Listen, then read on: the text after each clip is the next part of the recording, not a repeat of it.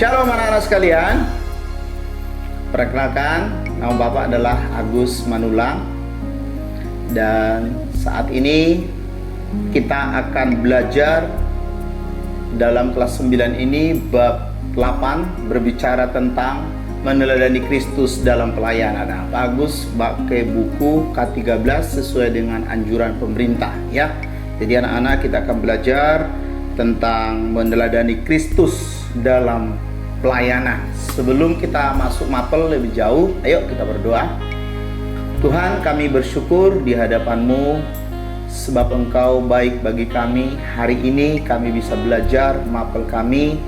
Tuhan yang memberkati kami sehingga kami bisa mengerti apa yang menjadi kehendak Tuhan bagi kami lewat mapel kami agama ini. Berkati, berikan anak-anak kami hikmat, kepintaran, bahkan hati yang mengasihi Tuhan. Dalam nama Tuhan Yesus kami berdoa. Sama-sama berkata, amin, amin, amin, amin. Ya, hari ini kita akan belajar tentang meneladani Kristus dalam pelayanan. Tentunya menjadi satu pertanyaan bagi kita gini, yang menjadi teladan atau idola itu ada dalam diri kita, betul tidak? Contoh, sekarang anak-anak yang kau idolakan siapa? Yang kau teladani siapa? Contoh, anak-anak katakan, si A. Kenapa engkau meneladani dia? Kenapa engkau mengidolakan dia? Pasti ada satu nilai yang lebih dari dirinya sehingga engkau bisa mengambil, betul tidak? Iya dong. Nggak mungkin kita mengidolakan orang lain sementara tanda kutip nilai plus, nilai lebih dari dirinya nggak ada. Nggak mungkin. Kita mengidolakan seseorang pasti ada nilai lebih yang bisa kita ambil dari dia, sehingga nilai itu yang membuat hati kita suka tertarik dengan orang itu karena idola itu nilai plus dalam dirinya. Alasan menjadi seseorang mengidolakan seseorang gitu ya. Mungkin anak-anak nggak tahu, adakah idolamu siapa? Tapi alasan orang mengidolakan seseorang karena yang pertama, karena faktor fisik. Fisik, kalau itu pria, dia tinggi besar, berotot, berwibawa, perutnya itu six pack, bukan one pack. Ya kan? Pasti cewek-cewek tahu nih ya kan? Anak-anak walaupun masih remaja tapi kalau melihat pria gagah itu pasti senang. Itu pria. Wanita, ada wanita-wanita mungkin tinggi besar, langsing, gitu ya, rambutnya panjang terurai. Berapa banyak wanita pria-pria melihat dia kagum, wow, cantik ya, dan lain sebagainya. Itu fisik. Terus ada lagi, karena dia menginspirasi. Ada sesuatu hal yang membuat orang lain sehingga menginspirasi untuk orang lain. Entah itu mungkin cara dia berbicara dan lain sebagainya, sehingga orang tertarik, wow, kagum gitu ya. Terus apa lagi? Karena dia pintar. Albert Einstein itu kan orang pintar, jenius. Walaupun waktu itu dia dikeluarkan dari sekolahnya, tapi setelah Einstein keluar, dia melakukan uji coba lampu. Maka pada saat lampu pijar, bukan lampu sekarang, ini kan lampu LED. Awal-awal itu adalah lampu pijar yang kuning itu loh, panas. Nah, ini sekarang sudah kombinasi. Jadi kalau anak-anak di rumah kalian di sekolah ada lampu putih, itu namanya sudah lampu LED. Tapi waktu dia melakukan itu, uji coba itu, rumahnya terbakar, berapa kali dia gagal. Tapi setelah selesai uji coba itu, karena dia pintar, orang bilang gini, wow. Ayo anak-anak coba lihat. Sekarang itu semua media pakai lampu. Itu temuan dari siapa? Einstein. Bahkan handphone, gadget anak-anak, laptop anak-anak, LCD yang ada, baik itu di gereja kita, di rumah, di sekolah, itu semua siapa? Hasil karyanya beliau. Tapi pintar. Setelah dia pintar, orang kagum sama dia, hormat, ya kan? Tapi ada lagi yang lain. Orang mengidolakan seseorang karena berbakat, bertalenta. Orang kagum. Di Indonesia ada. Siapa itu? Judika. Siapa orang tidak tahu Judika? Mulai dari anak kecil sampai orang tua tahu yang namanya Judika.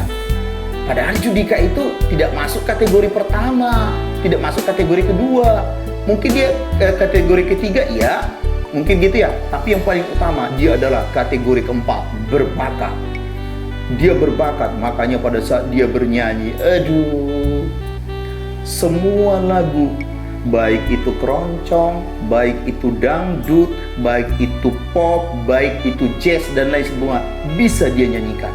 Anak-anak tahu lagunya Judika, dan lagunya Judika itu banyak menginspirasi orang-orang, sehingga banyak orang mengidolakan dia, sehingga kemanapun Judika selalu banyak fansnya, karena itu adalah idola. Tapi anak-anak, sesuai dengan mapel kita hari ini, di atas segala idola, di atas segala kekaguman kita, kita harus meletakkan yang namanya idola kita, teladan kita, hanya kepada satu pribadi. Siapa itu pribadi itu? Pribadi Yesus itu sendiri. Yesus adalah idola kita. Ia memberikan teladan bagaimana kita harus hidup, bagaimana kita harus melayani sesama, orang tua, lingkungan maupun Tuhan. Dia memberikan satu teladan itu dan mempraktekkan kasih kepada siapa? Kepada orang banyak. Bukan cuma hanya kepada teman kita yang baik dengan kita, tapi Tuhan mengatakan mempraktekkan kasih kepada musuh. Anak-anak tahu, waktu Yesus ada di atas kayu salib, dia berkata apa? Salah satu perkataan Yesus di atas kayu salib, Bapa, ampunilah mereka. Siapa mereka itu? Orang Yahudi, tentara Yahudi yang mencambuk dia, menghukum dia. Dia sudah dicambuk, dihukum, dipukul, dan lain sebagainya. Kok masih bisa Yesus berkata, Bapa, ampunilah mereka? Yesus menunjukkan kasih untuk mereka. Yesus tidak berkata gini, Bapa, hukum mereka. Bisa enggak? Bisa. Atau gini, Bapa, murkai mereka. Bisa enggak? Bisa. Tapi itu Yesus berkata, Bapa, ampunilah mereka. Sebab mereka tidak tahu apa yang mereka perbuat. Jadi teladan kita, idola kita harus Yesus. Yang lain boleh, itu nomor 2. Yang lain boleh, itu nomor 3. Tapi yang number 1 harus Yesus. Dari teladan, perkataan, perbuatan, sikap, dan segala macam harus Yesus. Ya, contoh yang perlu kita teladani dari Yesus. Yang pertama, apa sih? Ini Pak Agus berbicara Yesus ada posisi di dunia, ya. Anak-anak jangan beranggapan setelah Yesus naik ke surga, tidak. Tapi Pak Agus memfokuskan anak-anak supaya anak-anak melihat sisi dari Yesus waktu Yesus ada di dunia. Apa sih yang dilakukan? Apa sih yang perlu kita teladani? Apa sih yang perlu kita contoh daripada Yesus? Yang pertama adalah Yesus melayani perempuan Kanaan yang anaknya kerasukan setan. Ingat, antara orang Kanaan dengan orang Yahudi Israel itu adalah berlawanan. Dan seringkali kurang kecocokan gitulah, lebih kurang seperti itu. Tetapi waktu orang Kanaan ini datang kepada Yesus, dia berkata, Yesus, anakku kerasukan setan, tolong datanglah, sembuhkan anakku, usirlah setan yang ada dalam diri anakku. Yesus tidak berkata gini, enggak nih, saya diperuntukkan untuk orang Israel. Tidak. Tapi Yesus datang melayani ibu ini dan mengusir setan yang ada dalam diri anaknya. Jadi bentuk teladan yang dilakukan Yesus adalah Yesus memberikan satu praktek hidup. Nanti kalau anak-anak bisa baca, yaitu Matius 15 ayat 21 sampai 28. Di situ tertuang bahwa Yesus menyembuhkan anak perempuan Kanaan. Yang apa? Yang kerasukan setan.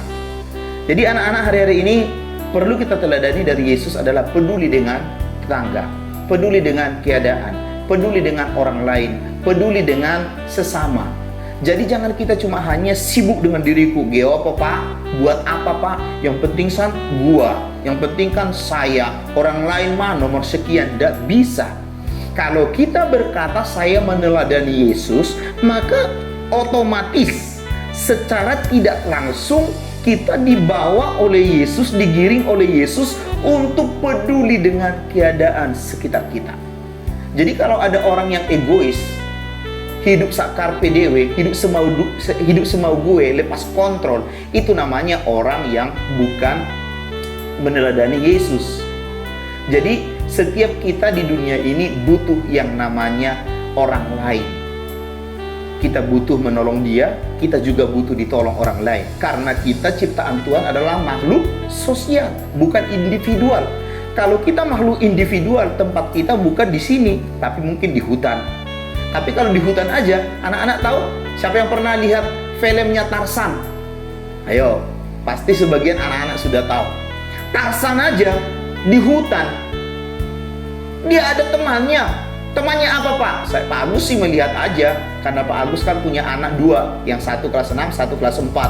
Jadi kadang mereka mutar filmnya Tarzan, Pak Agus lihat.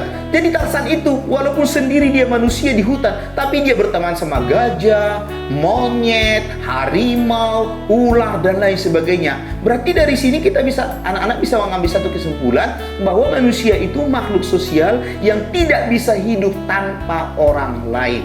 Apalagi kita meneladani Kristus, harus kita bisa ibah, harus kita bisa membuka hati untuk orang lain dan orang lain untuk menolong kita. Jadi ada feedback di antara itu. Ya, yang kedua, apa yang perlu kita teladani dari Yesus? Kalau yang pertama tadi dia melayani anak dari seorang wanita Kanaan yang kerasukan setan. Yang kedua yang kita pelajari adalah Yesus menyembuhkan seorang wanita pendarahan. Anak-anak tahu? Nah, sebelum Pak Agus lanjut, berapa tahun dia mengalami pendarahan?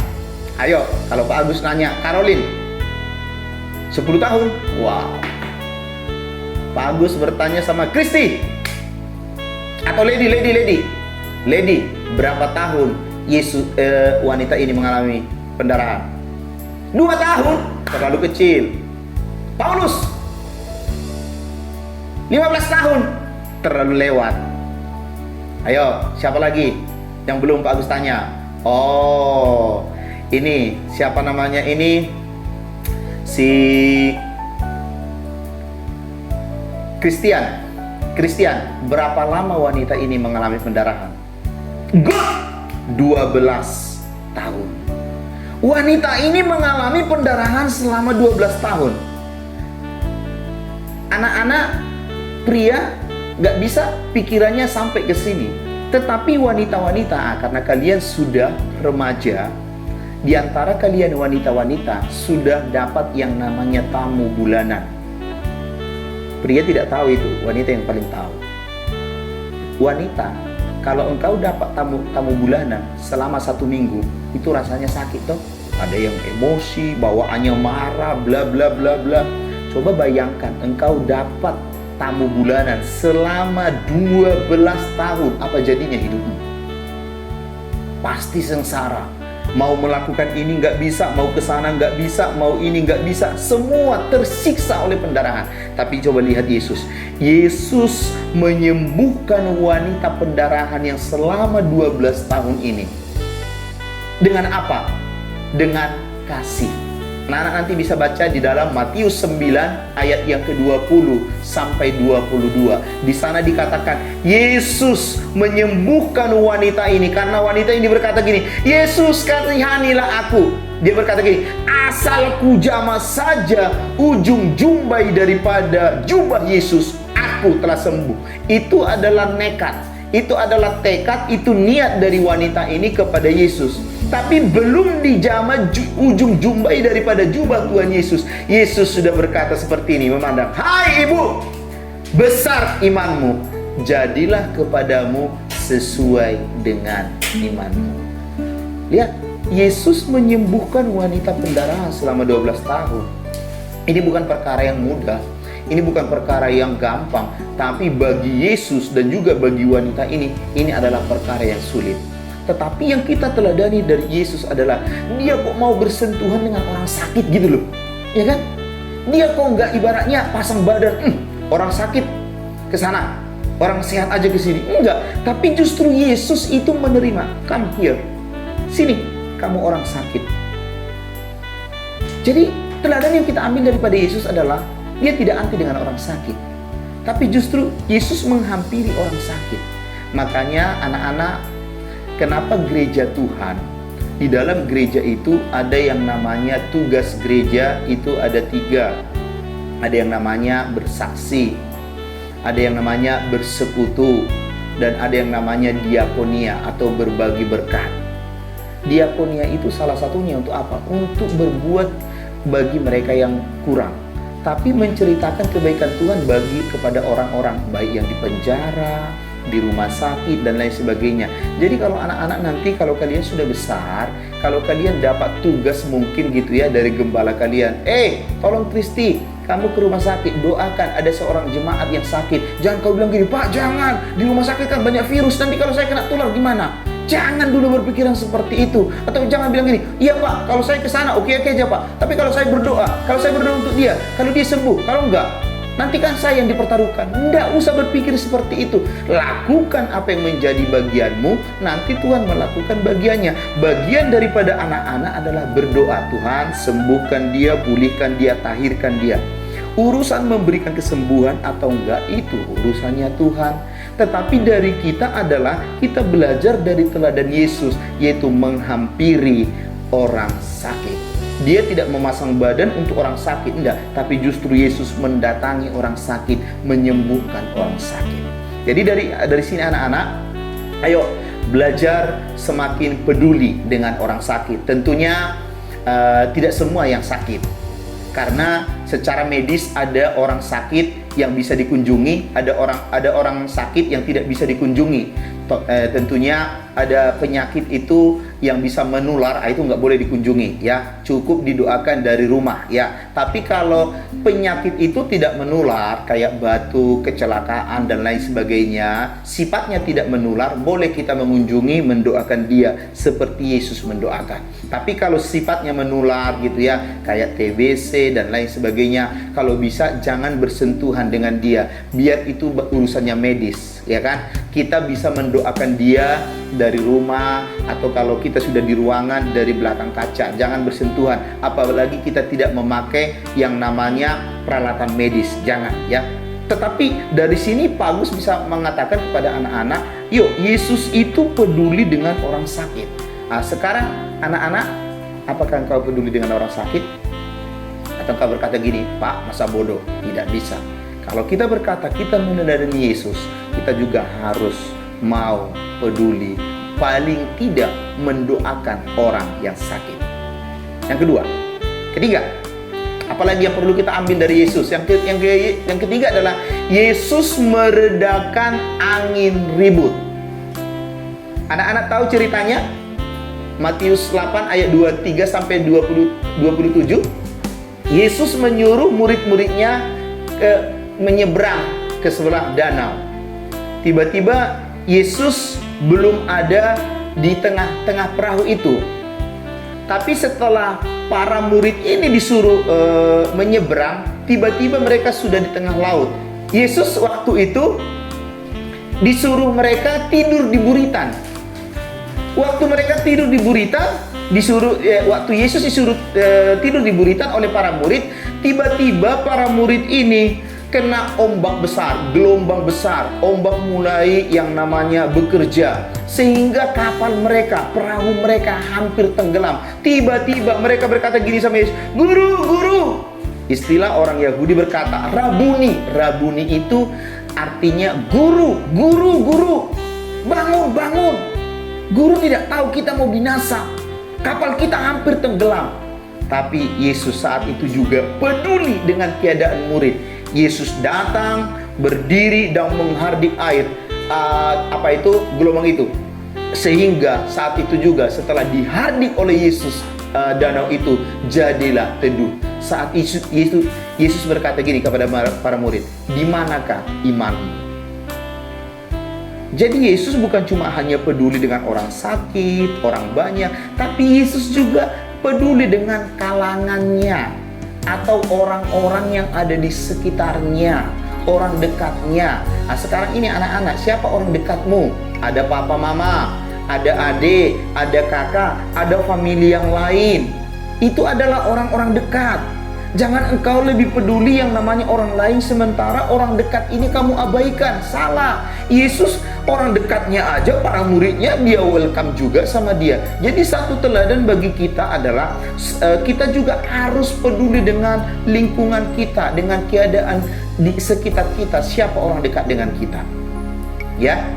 Karena Yesus memberikan kita satu contoh teladan.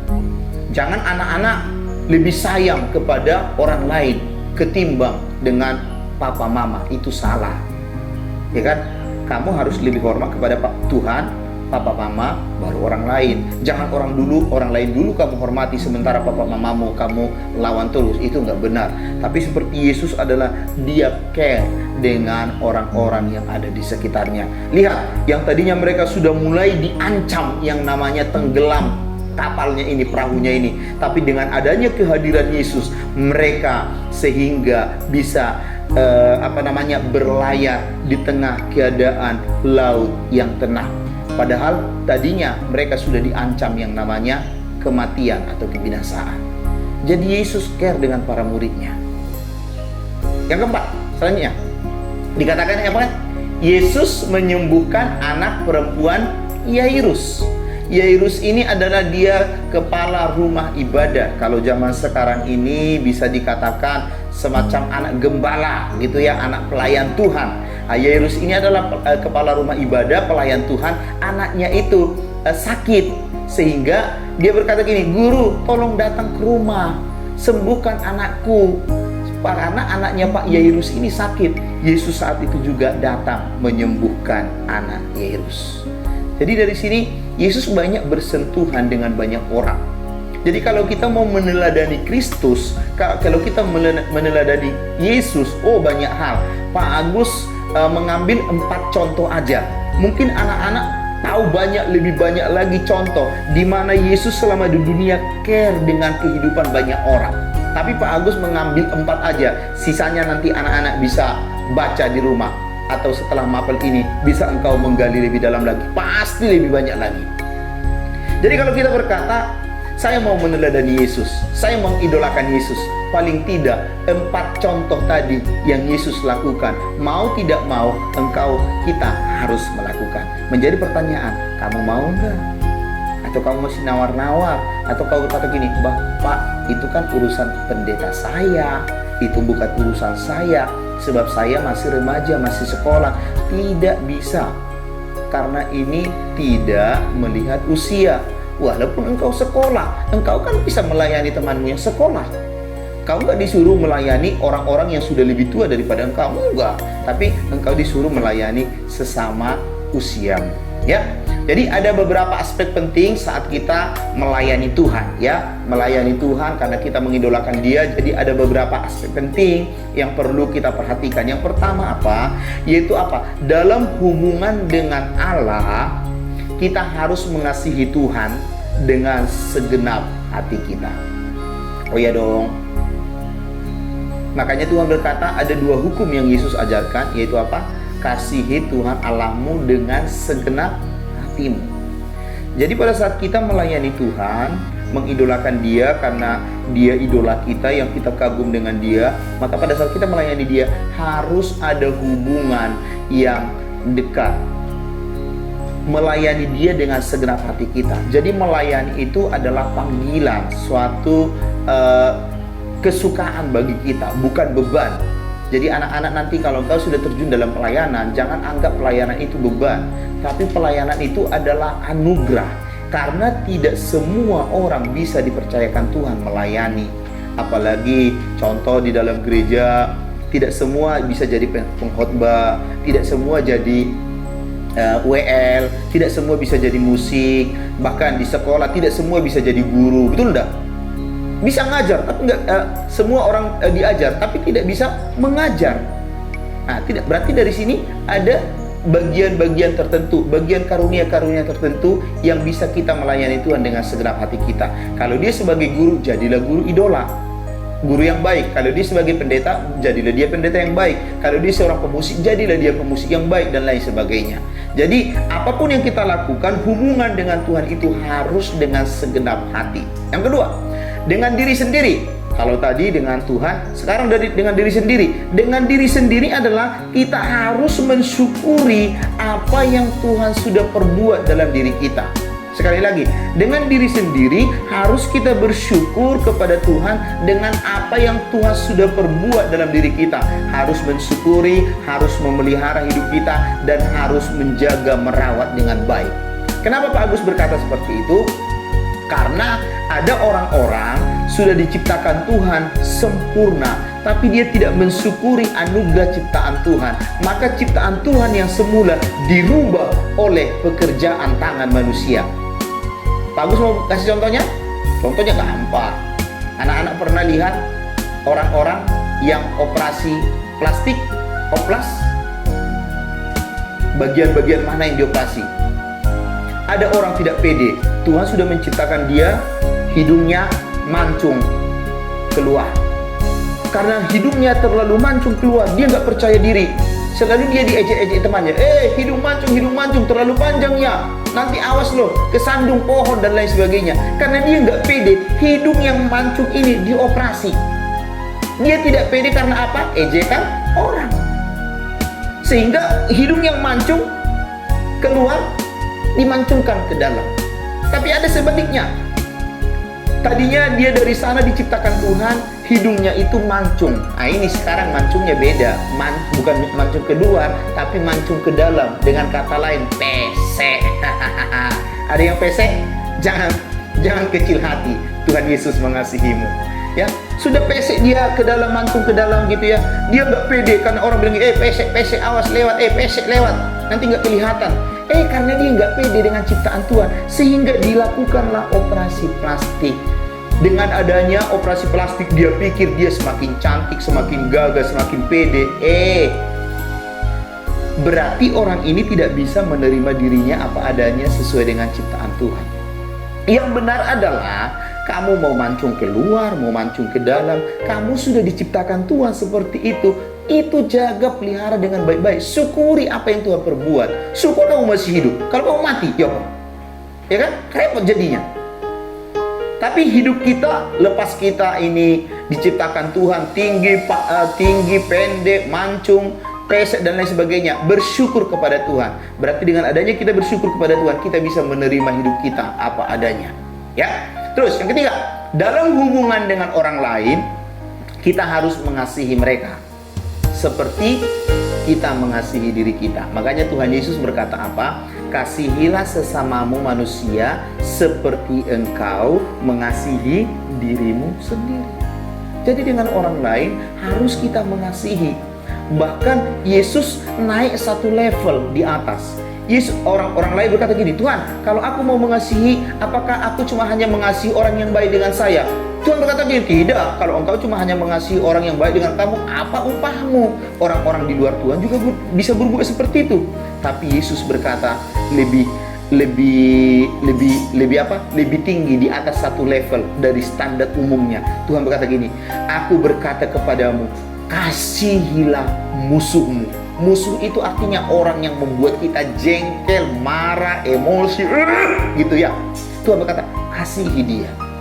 Karena apa? Yesus sendiri sudah berkata di atas kayu salib, waktu tentara Romawi menyalibkan dia, Yesus berkata apa? Bapa, ampunilah mereka. Ya. Jadi anak-anak, jadilah engkau pembawa damai kepada teman-temanmu. Jangan engkau menjadi pembawa gosip. Jangan engkau menjadi pembawa kabar-kabar buruk, tapi jadilah mengasihi mereka. Walaupun ada teman-temanmu mengasihi engkau, jangan langsung jauhi dia. Kalau perlu datangi dia. Kalau kamu dicibir, kalau kamu digosipin, kamu datangi dia. Tapi kamu jangan datangi dia dengan sikap menantang, tidak. Tapi kamu datangi dia dengan sikap baik. Kamu bilang gini, kenapa sih kamu gosipin saya? Kenapa sih kamu cibir saya? Salahku apa? Kalau saya salah, saya minta maaf ya, gentle dong. Tapi aku nggak suka, lu ngata-ngatain gua, gitu. Jangan langsung jauhin dia. Artinya apa? Dengan adanya kita berbuat seperti ini, kita telah mengasihi dia seperti kita mengasihi diri kita sendiri. Pak, mungkin anak-anak bilang gini, Pak berat Pak, kan yang salah bukan saya Pak, dia yang salah. Loh, Tuhan Yesus berkata waktu di atas kayu salib, yang menyalibkan Yesus siapa? Tentara Yahudi. Yesus salah apa? Enggak salah apa-apa. Tapi yang disalibkan siapa? Yesus. Yesus berkata apa? Bapa, ampuni mereka. Yesus tidak membela diri. Kalau Yesus membela diri, ya bisa anak-anak. Tapi Yesus mengatakan, ampunilah mereka, sebab mereka tidak tahu apa yang mereka perbuat. Ya, jadi anak-anak jangan berkecil hati. Pasti kau bisa. Menjadi pertanyaan, kamu mau atau enggak? Kalau kamu mau, ada Roh Kudus memampukan engkau untuk mengampuni kesalahan orang lain, berdamai dengan orang lain yang membuat hatimu sakit, jengkel, marah, dan lain sebagainya. 5. Dalam hubungan dengan keluarga, kita harus satu. Jadi hubungan dengan keluarga, ada papa, ada mama, ada kakak, ada adik, harus satu. Karena apa? Tuhan membentuk keluarga itu untuk mempermuliakan Tuhan. Jadi muliakanlah Tuhan lewat keluargamu. Ada papa, ada mama, ada kakak adik. Jangan keluarga itu ada untuk hancur. Enggak. Karena hari-hari ini banyak keluarga-keluarga Kristen hancur. Karena apa? Tidak ada kesehatian dalam keluarga. Jadi perlu kita bangun kesehatian dalam keluarga. Nah, mungkin kau berkata gini, Pak, tapi kan ini bukan tugas saya, ini kan tugas papa mama saya. Iya, betul sekali. Tapi engkau kan satu saat akan dipersiapkan Tuhan menjadi keluarga. Jadi mulai dari sekarang engkau sudah dilatih supaya kalian itu bisa belajar yang namanya membangun keluarga pada saat Tuhan sudah mengaruniakan kalian keluarga. Nah, sekarang ini keluarga kalian yang ada, bisa juga kalian mulai dari diri kalian. Contoh, kalau papa mama marah, kalian bisa datangi baik-baik, tapi jangan menantang. Pak, Ma, kenapa marah? Harus kita bicarakan dengan baik-baik. Bisa Kak? Bisa. Pak Agus saja sebagai orang tua pernah marah. Bagi anak, mereka tidak salah. Anaknya Pak Agus berkata gini, Pak, kenapa harus marah? Tadi kan bukan seperti itu Pak. Gini loh Pak. Ternyata endingnya adalah Pak Agus yang salah nangkep, Pak Agus yang salah ngerti, yang kurang ngerti. Loh, anak-anak bisa membetulkan, tapi jangan dengan posisi menantang. Pak, bukan aku yang salah, Papa yang salah, Mama yang salah. Oh, itu namanya menantang. Nanti kamu tambah dijiwit oleh Papa Mama. Ya Pak, ya kan? Tapi dalam keluarga harus ada hubungan baik. Yang keempat, 6 adalah dalam hubungan dengan masyarakat harus taat. Ya, dengan masyarakat, khususnya pemerintah kita harus taat kepada pemerintah. Yesus aja waktu di dunia dia taat kok. Waktu ada seorang mau datang kepada dia, Tuhan, kepada siapakah kami akan berikan uang ini? Yesus berkata, ada berapa, dalam uang itu ada berapa gambar? Orang itu bilang 2. Berikanlah kepada Kaisar apa yang seharusnya untuk Kaisar, berikan kepada Tuhan apa yang seharusnya untuk Tuhan. Dengan kata lain apa? Dengan pemerintah kita harus taat. Ayo anak-anak, kan ada istilah, ada aturan dari pemerintah. Anak-anak SMP dilarang bawa kendaraan mobil ataupun motor. Karena apa? Belum punya SIM. Kenapa belum punya SIM? Karena belum cukup umur. Untuk dapat memiliki SIM harus usia 17 tahun ke atas. Jadi ini adalah aturan pemerintah. Anak-anak jangan melanggar aturan itu. Kan Pak, pemerintah nggak tahu, polisi kan nggak ada Pak, sikat aja. Lo ingat, usia remaja itu adalah usia peralihan, pra-remaja. Dengan kata lain, emosi yang meledak-ledak, pingin dikagumi, pingin disanjung, pingin dapat yang namanya geng. Nah, otomatis kalau emosi yang terkontrol, puji Tuhan. Tapi kalau nggak terkontrol, anak-anak banyak yang kecelakaan di dalamnya. Jadi kalau anak-anak dikatakan oleh pemerintah atau orang tua, jangan bawa motor dulu, jangan bawa motor dulu, apalagi motor itu dipakai untuk apa? Geng-gengan, ya kan? Ya jangan, itu melanggar yang namanya aturan pemerintah. Jadi kita harus taat juga kepada pemerintah, ya. Ya, memiliki karakter Kristen, memiliki karakter Kristen seperti karakter Kristus.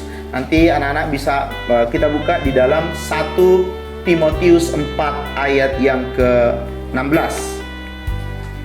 1 Timotius 4 ayat yang ke-16. Demikian firman Tuhan.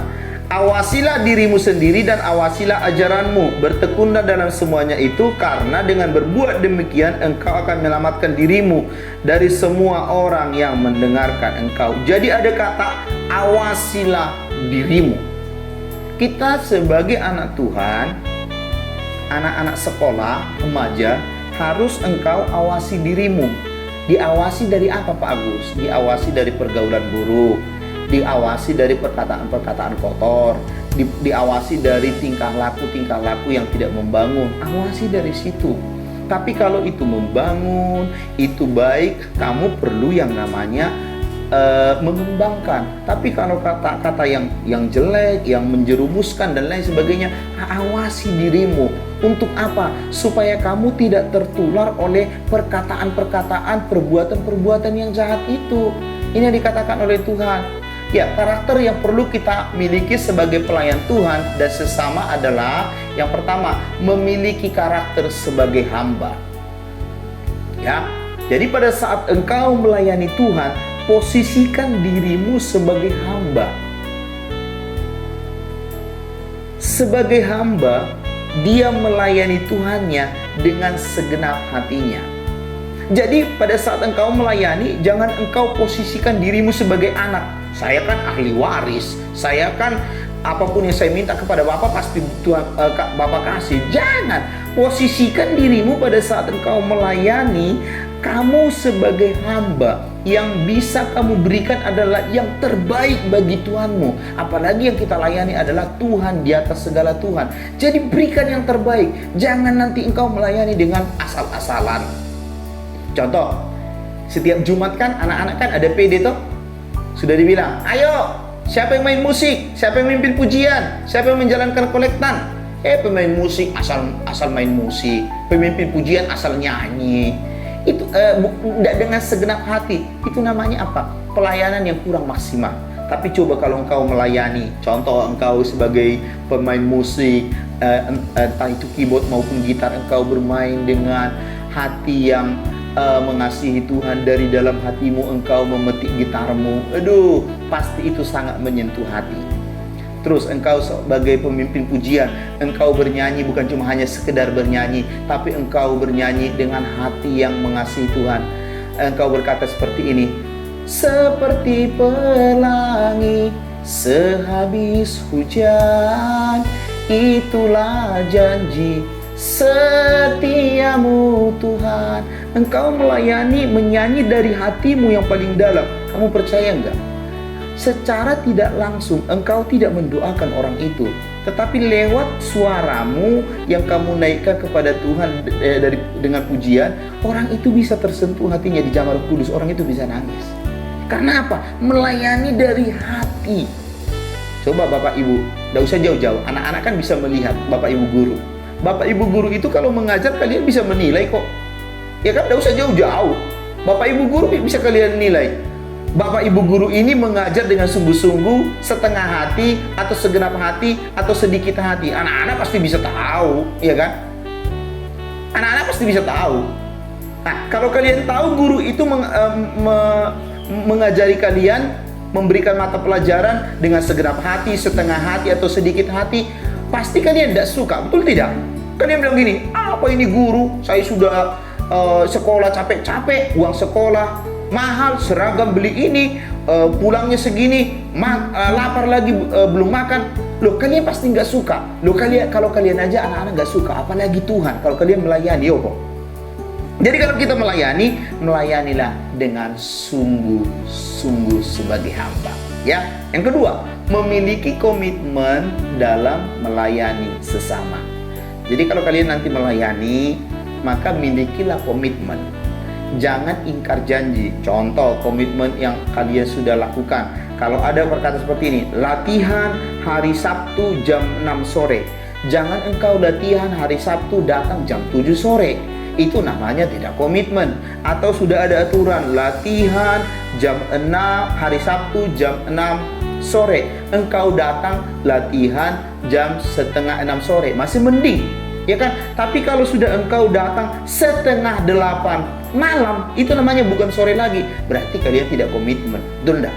Jadi seorang pelayan harus komitmen. Komitmen. Karena dengan adanya komitmen, disitulah letak pelayan Tuhan itu mengikuti teladan daripada Kristus. Ketiga, memiliki hati yang memahami. Ya dong. Jangan engkau menuntut kamu dipahami orang lain. Berapa banyak anak-anak menuntut, dia lupa nggak tahu saya, dia lupa nggak terima saya. Menjadi pertanyaan, kamu sudah terima dia nggak? Kamu sudah memahami dia nggak? Kamu sudah sudah berdamai nggak dengan dia? Itu menjadi pertanyaan. Jadi jangan menuntut, tapi miliki hati yang mau memahami. Coba pahami temanmu satu dengan yang lain. Karena kalian kan di sekolah kan banyak karakter. Kalau siswanya 1000, berarti kalian berhadapan dengan 1000 karakter. Antara karakter yang satu sama dengan karakter yang lain itu beda-beda. Jadi kalau 1000 orang berarti 1000 karakter. Nah, kalau kalian tidak memahami, kalau kalian berkata gini, Pak, saya tidak mau berteman dengan orang yang karakternya sombong. Kamu cuma hanya mau berteman dengan orang karakter yang baik. Ya, terus yang sombong ini kemana? Dia berteman dengan siapa? Kan menjadi pertanyaan gitu. Nah, yang bisa kamu lakukan adalah kamu berteman dengan orang yang sombong. Betul ya? Tapi kamu jangan ikut sombong. Melainkan pada saat kamu berteman dengan orang sombong, pelan-pelan kamu tuntun dia. Kamu bisa bilang gini, kamu tahu enggak, kenapa kamu dijauhin teman-temanmu, teman-teman kita yang lain ini? Dia bilang gini, nggak tahu, kenapa sih, kenapa? Dia kan akan kepo. Kenapa sih, kenapa? Hari-hari ini kan banyak orang kepo, toh. Kenapa? Kamu pelan-pelan bilang gini, iya karena gini loh, sebenarnya kamu itu kan baik. Kamu itu pintar dan lain sebagainya, tapi sedikit ada kesombongan dalam dirimu. Oh iya tak? Mungkin dia nggak tahu, tapi dengan adanya kamu masuk pelan-pelan, dia akan bilang iya tak? Oh berarti kalau gitu aku nggak boleh sombong ya? Iya betul, kamu nggak boleh sombong, supaya teman-temanmu datang dan mau berteman dengan kamu. Dengan seperti itu kamu sudah membawa jiwa bagi Tuhan. Bagus, karakter yang baik gitu loh. Tapi coba kamu jauhkan dia, orang lain sudah menjauhin dia, kamu juga jauhin dia, terus nanti temannya dia siapa? Ya, jadi milikilah hati yang bisa memahami satu dengan yang lain, bukan menuntut, tapi memahami. Dengan adanya kamu memahami, otomatis orang lain juga akan memahami kamu. Ya, yang keempat, yang terakhir, memiliki sikap kepemimpinan, leadership yang rendah hati dan tidak sombong. Jadi milikilah pada saat kamu melayani, milikilah sikap hati yang rendah hati. Ya, bukan rendah diri. Pak Agus berkata, antara rendah diri dengan rendah hati beda. Rendah diri itu cenderung adalah apa? Tidak pede, mengasihani diri sendiri, tidak percaya diri, mengasihani diri sendiri, dan apa? Sifat hidupnya itu tertutup. Itu adalah rendah diri. Jadi dia mengasihani diri sendiri, mengasingkan diri. Nah itu orang rendah diri. Tapi orang rendah hati adalah dia pintar, dia bisa. Tapi kalau orang bilang gini, kamu pintar ya, kamu ini ya, orang menyanjung dia, dia tidak langsung bilang, iya siapa dulu dong gua. Enggak. Tapi orang yang rendah hati, dia akan bilang gini, iya semua itu karena Tuhan. Loh itu. Ya, jadi miliki hati yang rendah hati dan jangan sombong, karena Tuhan menolak orang yang sombong. Kalian tahu Lucifer itu? Lucifer itu sebelum Tuhan jatuhkan, dia malaikat pemuji di sorga, dia worshiper. Tapi kenapa dia dijatuhkan Tuhan ke dunia? Karena dia sombong. Waktu dia bernyanyi, malaikat-malaikat yang lain menyanjung dia. Wih, bro, suaramu mantap bro. Wih, kamu les di mana? Kamu vokal di mana? Bla bla bla bla. Mungkin itu yang ada sanjungan dari dari malaikat pada saat itu kepada dia. Lucifer aslinya sombong. Dia bilang, siapa dulu dong saya? Mungkin gitu ya. Dia tepuk dada. Dia mau menyamai dirinya seperti Allah. Allah bilang gini, ini malaikat aja sudah sombong. Nanti kalau sudah dipertahankan terus di surga ini, wah ini tambah jadi ini. Sehingga dijatuhkanlah Lucifer ke bumi. Dan Lucifer menarik 1/3 daripada malaikat di surga. Sehingga dia tidak sendiri dijatuhkan ke dunia, tapi dia ajak temannya yang lain, hampir 1/3 malaikat yang di surga. Tapi lihat, kenapa Lucifer dijatuhkan oleh Tuhan? Padahal dia pemuji, worshiper. pemimpin pujian yang handal, terkenal, ya kan? Kalau di gereja banyak adalah pemimpin-pemimpin pujian yang terkenal.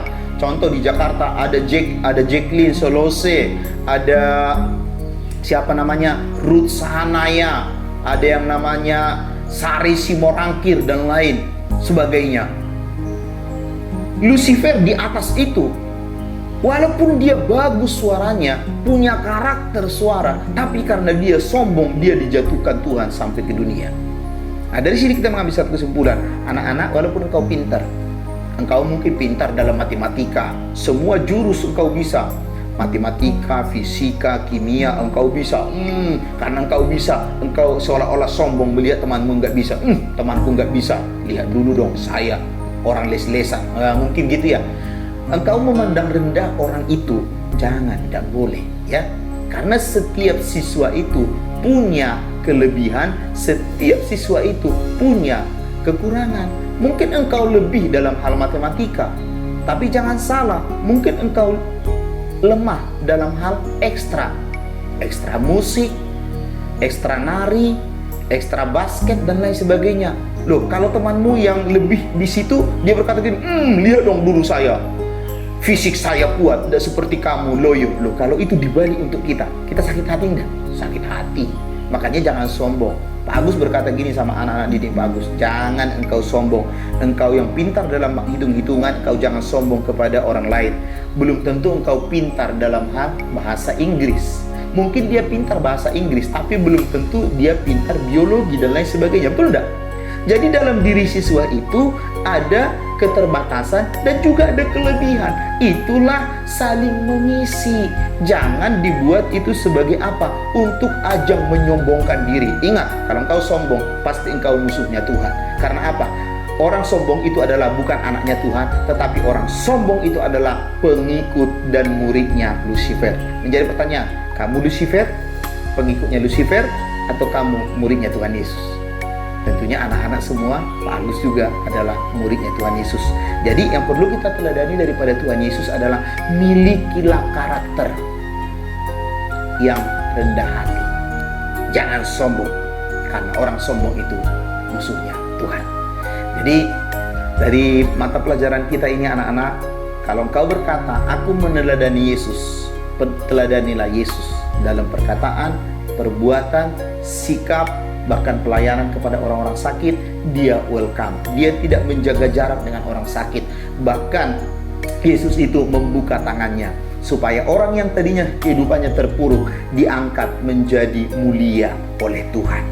Jadi lewat mata pelajaran ini Pak Agus mau menghimbau anak-anak, menekankan kepada anak-anak supaya engkau benar-benar meneladani Kristus dan mempraktekkan hidup seperti Kristus, bagaimana Yesus hidup selama ada di dunia.